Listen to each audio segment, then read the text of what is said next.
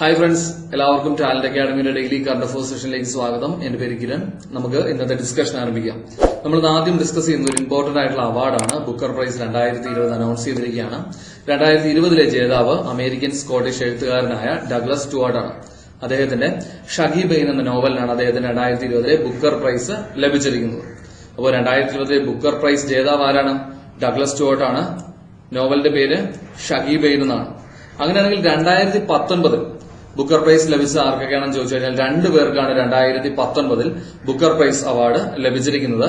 Margaret അറ്റ്വുഡിനും അതുപോലെ തന്നെ ബെർണാഡിൻ എവറിസ്റ്റോയ്ക്കും.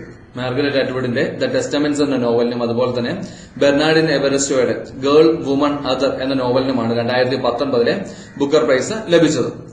2020 international Booker price ജേതാവ് നമ്മൾ ഇതിനു മുമ്പ് ഡിസ്കസ് ചെയ്തിട്ടുള്ളതാണ്. മരിയേക് ലൂക്കാസ് ഡെജ്നുവേൽഡ് ആണ്. അദ്ദേഹത്തിന്റെ നോവലായ ഡിസ്കംഫോർട്ട് ഓഫ് ഈവനിങ്ങിനാണ് അദ്ദേഹത്തിന് 2020 ഇന്റർനാഷണൽ ബുക്കർ പ്രൈസ് ലഭിച്ചിരിക്കുന്നത്. ഈ നോവൽ ഇംഗ്ലീഷിലേക്ക് ട്രാൻസ്ലേറ്റ് ചെയ്തിരിക്കുന്നത് മിഷേൽ ഹച്ചിസൺ ആണ്. അപ്പോൾ 2020 ബുക്കർ പ്രൈസ് അവാർഡ് ലഭിച്ചിരിക്കുന്നത് ഡഗ്ലസ് സ്റ്റുവാർട്ടിനാണ്. അതുപോലെ 2020 ഇന്റർനാഷണൽ ബുക്കർ പ്രൈസ് അവാർഡ് ലഭിച്ചിരിക്കുന്നത് മരിയേക് ലൂക്കാസ് ഡെജ്നുവേൽഡിനാണ്. അപ്പൊ രണ്ടുപേരുടെയും നോവൽ കൂടെ ഓർമ്മിച്ച് വെച്ചിരിക്കാം. ഡഗ്ലസ് സ്റ്റുവാർട്ടിന്റെ നോവലിന്റെ പേര് ഷഗി ബെയിൻ എന്നും അതുപോലെ തന്നെ മരിയേക് ലൂക്കാസ് ഡെജ്നുവേൽഡിന്റെ നോവലിന്റെ പേര് ദ ഡിസ്കംഫോർട്ട് ഓഫ് ഈവനിങ് എന്നുമാണ്. അടുത്ത് നമ്മൾ ഡിസ്കസ് ചെയ്യുന്നത് കേന്ദ്ര വിദ്യാഭ്യാസ മന്ത്രിയായ രമേശ് പോഖ്രിയാൽ നിഷാങ്കിനെ പറ്റിയാണ്. 2020 നവംബറിൽ ഇന്റർനാഷണൽ വാതായൻ സമ്മിറ്റ് അവാർഡിന് അർഹനായിരിക്കുന്നത് രമേശ് പോഖ്രിയാൽ നിഷാങ്ക് ആണ്. അപ്പോൾ ഓർമ്മിച്ച് വെച്ചിരിക്കുക, ലണ്ടൻ ആസ്ഥാനമായുള്ള Vatayan summit award, international Vatayan summit award 2020 ലഭിക്കുന്നത് ആർക്കാണ്? കേന്ദ്ര വിദ്യാഭ്യാസ മന്ത്രിയായ രമേശ് പോഖ്രിയാൽ നിഷാങ്കിനാണ്. അതോടൊപ്പം തന്നെ മറ്റൊരു പുരസ്കാരമുണ്ട്, ഇന്റർനാഷണൽ വാതായൻ ലിറ്റററി അവാർഡ്. ഈ പുരസ്കാരം 2020 ലഭിക്കുന്നത് പ്രശസ്ത കവിയായ മനോജ് മുന്താഷിറിനാണ്. അടുത്ത് ഡിസ്കസ് ചെയ്യുന്ന ഒരു മലയാള സാഹിത്യ പുരസ്കാരമാണ് തപസ്യ കലാസാഹിത്യ വേദിയുടെ സഞ്ജയൻ പുരസ്കാരം. 2020 പുരസ്കാരത്തിന് അർഹനായിരിക്കുന്നത് മലയാള സാഹിത്യകാരനായ ശ്രീ NK ദേശത്തിനാണ്. അപ്പോ മലയാള സാഹിത്യകാരനായ ശ്രീ NK ദേശത്തിനാണ് 2020 തപസ്യ കലാസാഹിത്യ വേദിയുടെ സഞ്ജയൻ പുരസ്കാരം ലഭിക്കുന്നത്. അടുത്ത് നമ്മൾ ഡിസ്കസ് ചെയ്യുന്നത് കുറച്ച് ഇന്റർനാഷണൽ ആയിട്ടുള്ള ന്യൂസ് ആണ്. 2030 പെട്രോൾ ഡീസൽ കാറുകളുടെ വിൽപ്പന പൂർണ്ണമായും നിർത്താൻ തീരുമാനിച്ച രാജ്യമാണ് ബ്രിട്ടൻ. അപ്പോൾ ഓർമ്മിച്ച് വെച്ചേക്കാം, 2030 പെട്രോൾ ഡീസൽ കാറുകളുടെ വിൽപ്പന പൂർണ്ണമായും നിർത്താൻ തീരുമാനിച്ച രാജ്യം ഏതാണ്? ബ്രിട്ടനാണ്. ബ്രിട്ടന്റെ തലസ്ഥാനം നമുക്കറിയാം ലണ്ടനാണ്. ബ്രിട്ടന്റെ പ്രധാനമന്ത്രി ബോറിസ് ജോൺസൺ ആണ്. കറൻസി പൗണ്ട് സ്റ്റെർലിംഗ് ആണ്. അപ്പോൾ 2030 പെട്രോൾ ഡീസൽ കാറുകളുടെ വിൽപ്പന പൂർണ്ണമായും നിർത്താൻ തീരുമാനിച്ച രാജ്യം ബ്രിട്ടനാണ്. അടുത്ത് നമ്മൾ ഡിസ്കസ് ചെയ്യുന്നത് കഴിഞ്ഞ ദിവസം ന്യൂസിലാൻഡ് എടുത്ത ഒരു ചരിത്ര പ്രധാനമായ തീരുമാനത്തെ പറ്റിയാണ്. ഹിജാബ് അല്ലെങ്കിൽ ശിരോവസ്ത്രം പോലീസ് യൂണിഫോമിന്റെ ഭാഗമാക്കിയ രാജ്യമാണ് ന്യൂസിലാൻഡ്. അപ്പോൾ മുസ്ലിം വനിതകളെ കൂടുതൽ പോലീസിലേക്ക് ആകർഷിക്കുന്നതിന്റെ ഭാഗമായിട്ട് ഹിജാബ്, അവരുടെ ശിരോവസ്ത്രം പോലീസ് യൂണിഫോമിന്റെ ഭാഗമാക്കിയ രാജ്യമാണ് ന്യൂസിലാൻഡ്. ന്യൂസിലാൻഡിന്റെ ക്യാപിറ്റൽ വെല്ലിംഗ്ടൺ ആണ്. ന്യൂസിലാൻഡിന്റെ കറൻസി ന്യൂസിലാൻഡ് ഡോളർ ആണ്. ന്യൂസിലാൻഡിന്റെ പ്രധാനമന്ത്രി ജസീന്ത ആർദനാണ്. അടുത്ത നമ്മൾ ഡിസ്കസ് ചെയ്യുന്ന ഒരു സൂചികയാണ് ഗ്ലോബൽ ബ്രൈബറി റിസ്ക് മെട്രിക്സ്. ഈ ഇൻഡെക്സ് പ്രസിദ്ധീകരിക്കുന്നത് ട്രേസ് ആണ്. അപ്പോ ഗ്ലോബൽ ബ്രൈബറി റിസ്ക് മെട്രിക്സ് ഇൻഡെക്സിൽ ഇന്ത്യയുടെ സ്ഥാനം 77ാമതാണ്. ബ്രൈബറി നമുക്കറിയാം കൈക്കൂലിയാണ്. അപ്പൊ അതിന്റെ ബേസിലാണ് ഓരോ രാജ്യങ്ങളെ റാങ്ക് ചെയ്തിരിക്കുന്നത്. ഇതിൽ ഏറ്റവും കൂടുതൽ ബ്രൈബറി റിസ്ക് അല്ലെങ്കിൽ കൈക്കൂലി കൂടുതലുള്ള രാജ്യം ഉത്തര കൊറിയയാണ്, നോർത്ത് കൊറിയയാണ്. ബ്രൈബറി റിസ്ക് കുറഞ്ഞ രാജ്യം ഡെൻമാർക്കാണ്, സ്കാൻഡിനേവിയൻ രാജ്യമായ ഡെൻമാർക്കാണ്. അപ്പോ ഈ റാങ്കിങ്ങിൽ ഇന്ത്യയുടെ സ്ഥാനം എത്രയാണ്? 77ാമതാണ്. നമ്മൾ അടുത്ത് ഡിസ്കസ് ചെയ്യുന്നത് വേൾഡ് ബാങ്കിനെ പറ്റിയാണ്, ലോകബാങ്കിനെ പറ്റിയാണ്. ലോകബാങ്കിന്റെ ആസ്ഥാനം എവിടെ സ്ഥിതി ചെയ്യുന്നത്? അമേരിക്കയിലെ വാഷിംഗ്ടൺ DC-യിലാണ്. അപ്പോ വടക്കുകിഴക്കൻ സംസ്ഥാനമായ മേഘാലയയിലെ ട്രാൻസ്പോർട്ട് സിസ്റ്റം, ഗതാഗത സംവിധാനം മോഡേണൈസ് ചെയ്യുന്നതിന്റെ ഭാഗമായിട്ട്, ഗതാഗത സംവിധാനം നവീകരിക്കുന്നതിന്റെ ഭാഗമായിട്ട് $120 മില്യൺ പ്രോജക്ടിന് ഇന്ത്യയുമായിട്ട് ധാരണയിൽ ഏർപ്പെട്ടിരിക്കുന്ന അന്തർദേശീയ സ്ഥാപനമാണ് ലോകബാങ്ക്. അപ്പോൾ മേഘാലയയിലെ ഗതാഗത സംവിധാനം നവീകരിക്കുന്നതിനായിട്ട് ഇന്ത്യയുമായി സഹകരിക്കുന്ന അന്തർദേശീയ ബാങ്ക് ഏതാണ്? ലോകബാങ്കാണ്. ലോകബാങ്കിന്റെ ആസ്ഥാനം സ്ഥിതി ചെയ്യുന്ന എവിടെയാണ്? വാഷിംഗ്ടൺ DC ആണ്. നിലവിലെ പ്രസിഡന്റ് ഡേവിഡ് മാൽപാസ് ആണ്.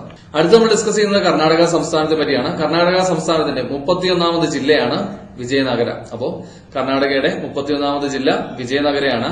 ബെല്ലാരി ജില്ലയെ വിഭജിച്ചുകൊണ്ടാണ് വിജയനഗര എന്ന ജില്ല രൂപം കൊണ്ടിരിക്കുന്നത്. അപ്പൊ കർണാടകയുടെ 31ാമത് ജില്ല വിജയനഗരയാണ്. കർണാടക മുഖ്യമന്ത്രി നമുക്കറിയാം ശ്രീ BS യെദ്യൂരപ്പയാണ്. ഗവർണർ ശ്രീ വാജ്ഭായ് വാലയാണ്. അടുത്ത് ഡിസ്കസ് ചെയ്യുന്നത് ന്യൂഡൽഹി ആസ്ഥാനമായുള്ള directorate of revenue intelligence DRI ആരംഭിച്ച ഒരു ഓപ്പറേഷനാണ്. അതിന്റെ പേര് ഓപ്പറേഷൻ കാലിപ്സോ എന്നാണ്. മയക്കുമരുന്ന് കള്ളക്കടത്ത് തടയുന്നതിന്റെ ഭാഗമായിട്ട് ഡയറക്ടറേറ്റ് ഓഫ് റവന്യൂ ഇന്റലിജൻസ് ആരംഭിച്ച ഓപ്പറേഷനാണ് operation Calypso. Directorate of revenue intelligence DRIയുടെ ആസ്ഥാനം സ്ഥിതി ചെയ്യുന്നത് എവിടെയാണ് നമ്മൾ പറഞ്ഞു? ന്യൂഡൽഹിയിലാണ്. നിലവിലെ ഡയറക്ടർ ജനറൽ ശ്രീ ബലേഷ് കുമാറാണ്.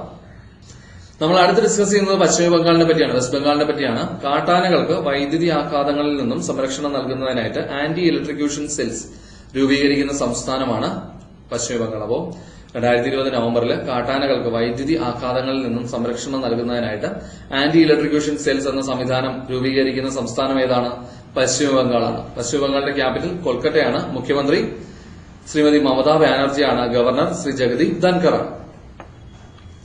അടുത്ത് ഡിസ്കസ് ചെയ്യുന്ന റിസർവോയർ ആണ് കണ്ണൻകോട്ടെ തെരോവി കണ്ടിഗെ റിസർവോയർ.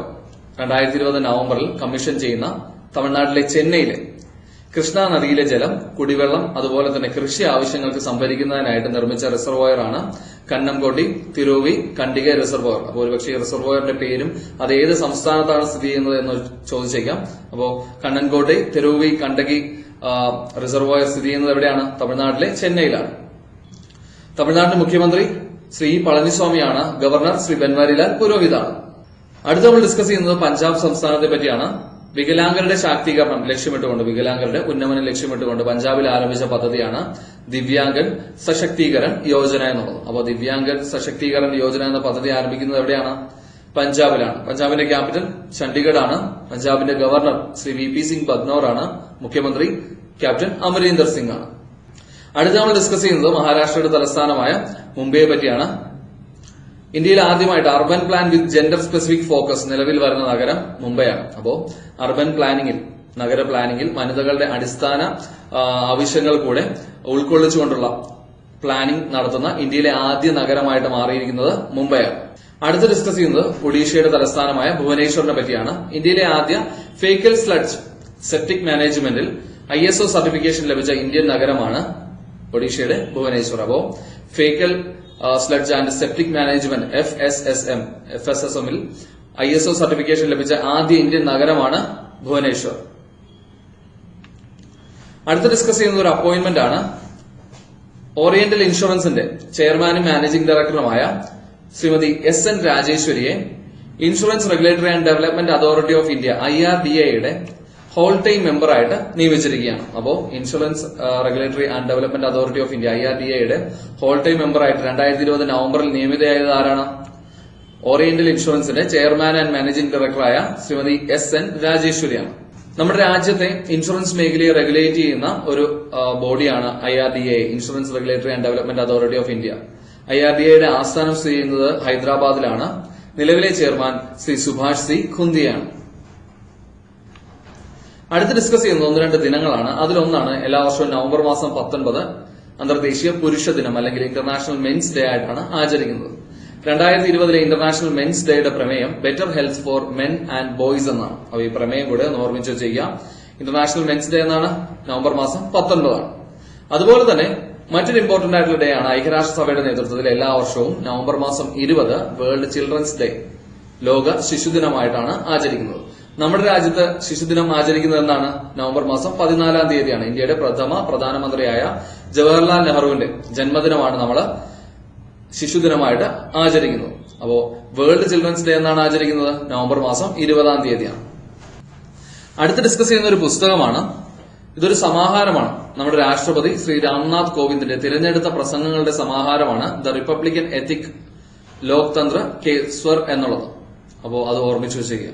ഇനി ഇന്നത്തെ ക്വസ്റ്റ്യൻ ഓഫ് ദ ഡേ ആണ്. 2030 സമ്പൂർണ്ണ സാക്ഷരത കൈവരിക്കുക എന്ന ലക്ഷ്യത്തോടുകൂടി കേന്ദ്ര സർക്കാർ ആരംഭിക്കുന്ന പുതിയ സാക്ഷരതാ പദ്ധതിയുടെ പേര് എന്താണ് എന്നതാണ് ഇന്നത്തെ ക്വസ്റ്റ്യൻ ഓഫ് ദ ഡേ. കഴിഞ്ഞ ദിവസം നമ്മൾ ഡിസ്കസ് ചെയ്തിരുന്നു. അപ്പോൾ നിങ്ങൾക്ക് ഉത്തരം അറിയാമെങ്കിൽ ഈ വീഡിയോയുടെ താഴെ കമന്റ് ചെയ്യാം. ഉത്തരം അറിയില്ലെങ്കിൽ തീർച്ചയായിട്ടും നിങ്ങളുടെ കഴിഞ്ഞ ദിവസത്തെ വീഡിയോ പോയി കാണുക. ആ വീഡിയോയുടെ ലിങ്ക് നമ്മൾ ഈ സ്ക്രീനിന്റെ ടോപ്പിൽ കൊടുക്കുന്നുണ്ട്. അത് ക്ലിക്ക് ചെയ്ത് കഴിഞ്ഞാൽ നിങ്ങൾക്ക് കഴിഞ്ഞ ദിവസത്തെ വീഡിയോ കാണാനായിട്ട് സാധിക്കും. അപ്പോൾ ആ വീഡിയോയിൽ നിന്ന് നോക്കി പോയിന്റ്സ് ഒക്കെ നോട്ട് ചെയ്ത് വെച്ച് പഠിക്കാം. അതുപോലെ തന്നെ കഴിഞ്ഞ ദിവസം നമ്മൾ ചോദിച്ചിരുന്ന ചോദ്യമാണ് 2020 മാതൃഭൂമി സാഹിത്യ പുരസ്കാരത്തിന് അർഹനായത് ആരാണ് എന്നുള്ളത്. നിങ്ങൾ പലരും അതിന് ഉത്തരം എഴുതിയിരുന്നു. 2020 മാതൃഭൂമി സാഹിത്യ പുരസ്കാരത്തിന് അർഹനായിരിക്കുന്നത് പ്രശസ്ത കവി ശ്രീ K സച്ചിദാനന്ദനാണ്. അങ്ങനെയാണെങ്കിൽ 2019 പുരസ്കാര ജേതാവ് ശ്രീ UA ഖാദറാണ്. ഓക്കെ ഫ്രണ്ട്സ്, അപ്പൊ ഇന്നത്തെ വീഡിയോയിൽ നമ്മൾ ഡിസ്കസ് ചെയ്യുന്നത് ടാലന്റ് അക്കാഡമിയുടെ ഡെയിലി കറണ്ട് അഫയേഴ്സ് അപ്ഡേറ്റ്സുകളാണ്. ടാലന്റ് അക്കാഡമിയുടെ ഡെയിലി കറണ്ട് അഫയേഴ്സ് അപ്ഡേറ്റ്സുകൾ നിങ്ങൾക്ക് ഉപകാരപ്പെടുന്നുണ്ടെങ്കിൽ തീർച്ചയായിട്ടും നിങ്ങളുടെ ഫ്രണ്ട്സിന് അത് ഷെയർ ചെയ്യാം. നിങ്ങളുടെ അഭിപ്രായങ്ങളൊക്കെ കമന്റ് ചെയ്യാം. ഡെയിലി കറണ്ട് അഫയേഴ്സിന്റെ മറ്റൊരു സെഷനുമായിട്ട് നമുക്ക് അടുത്ത ദിവസം കാണാം. അതിലേക്കും bye bye and thank U.